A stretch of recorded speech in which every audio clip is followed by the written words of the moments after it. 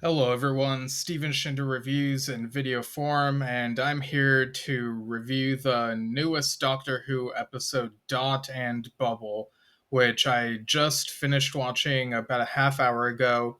I feel like I don't have a whole lot to say about this one, and so I figured I'd just go ahead and record this and post it like now, basically. So, this episode we all knew this was gonna have something to do with social media from the glimpses that we were given the this past week.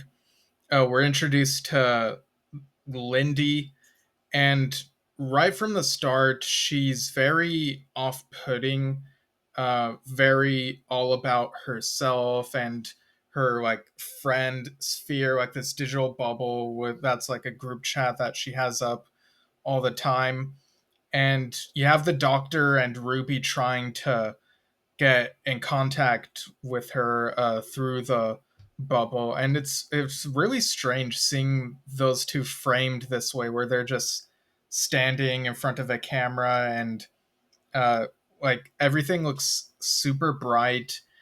There's something about social media whenever it appears in TV and film. Sometimes the visual aesthetic of it looks off-putting for some reason. Maybe it's the reminder of how silly social media actually is when you take a step back and like really think about it. Maybe when we are really in it and uh, doing our day to day thing and checking social media on our phone or on our computers, it doesn't seem that strange. But when you're removed from one reality, looking into the fictional reality, the Doctor Who characters and or any show or movie and seeing how they interact with social media, there's something really weird about it. I don't know. So it was kind of tough for me to feel as into the episode for that reason, but I did my best. I tried to,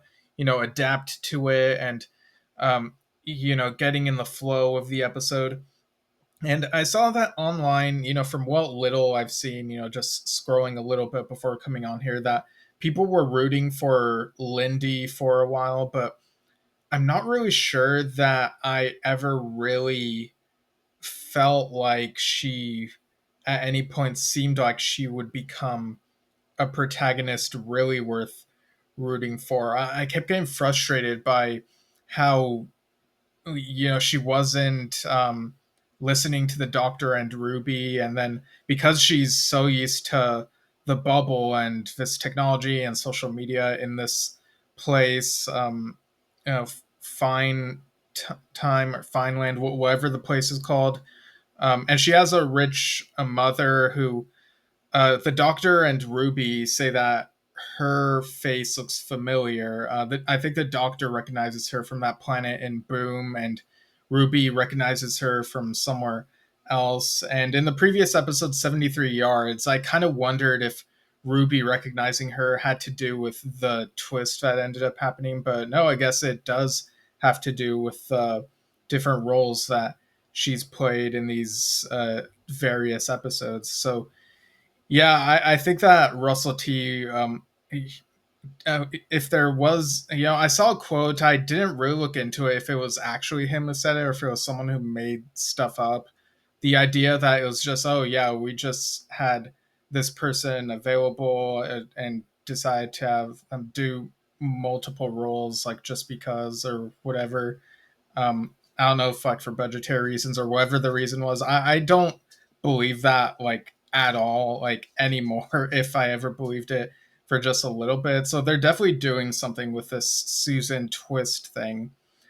But yeah, there were these monsters absorbing people, and I could not help but think of the Absorbaloff from the, I would say, unfairly overhated Love and Monsters.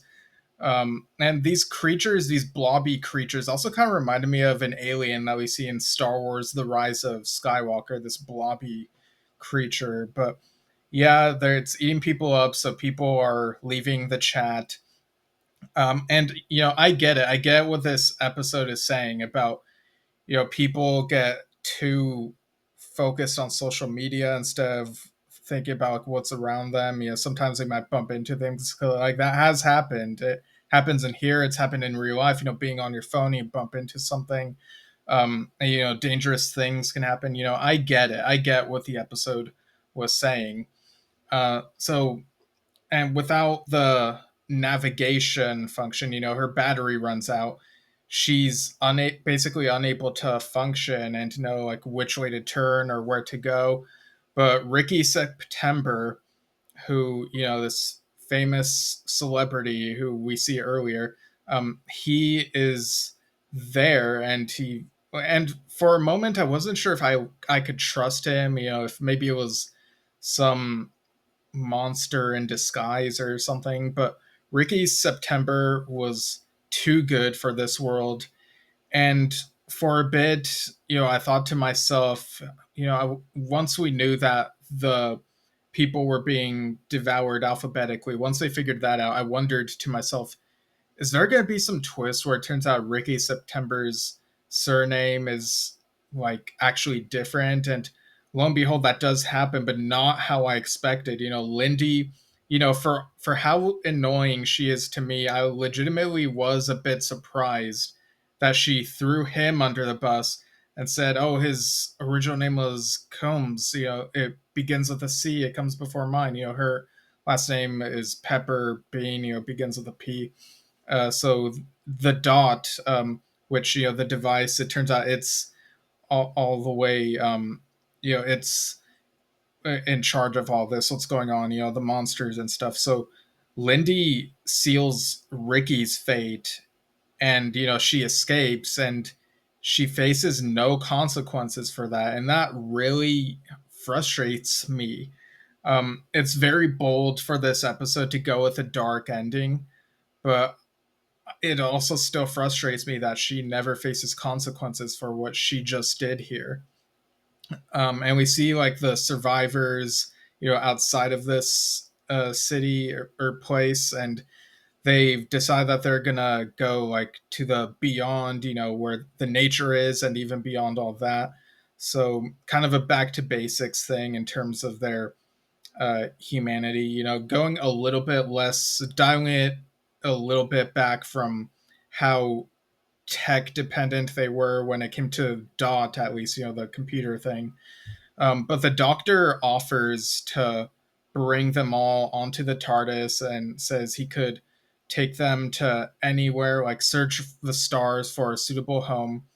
But they don't really believe him that, like, the TARDIS can fit all of them, and they don't even seem curious enough to see if he's like actually telling the truth. And they're like, and Lindy especially is just not having it, and like you could feel the pain of the doctor. The doctor is supposed to always save everyone, and here you have these people who don't want to be saved by him or don't believe he can save them. And it must really weigh on him, because there are all those times where the doctor wishes that they could have saved people from the destruction of Gallifrey and the destruction of the Flux. And there's this moment where you kind of question the doctor's sanity, where the doctor lets out a shout or yell, and Ruby is like basically trying to hold back tears from the sounds of it, and it's just heartbreaking. So this episode, it started off silly and then it took chances, and in the end I'm not really sure how much well, I don't know if I can say that I loved it or that I hated it. It feels, I don't know, like there are some things that I appreciate, some of the risks that it took, but also the things I mentioned earlier that really frustrated me. And I don't know if the show is ever going to come back to this, or I don't know, maybe someday in the future Big Finish will do a Lindy box set. I don't know. But yeah, it just left me feeling a bit unsettled. A different kind of unsettled compared to 73 yards. So I don't know. I guess I'd give this a 7 out of 10. It's fine for what it is. And I'm curious to see what happens in the next episode. It looks like that could be somewhat of a period piece. They name drop Bridgerton, which some people I know are watching. And yeah, whenever these trailers come on at the end, I kind of tune them out because sometimes they're spoilery. So, and I'm still in the episode I just watched sink in. But yeah, I'm curious to see what happens the rest of this season or series or whatnot. And yeah, I guess that's it from me for now. And I'm Steven Shinder, and I'll see you all next time.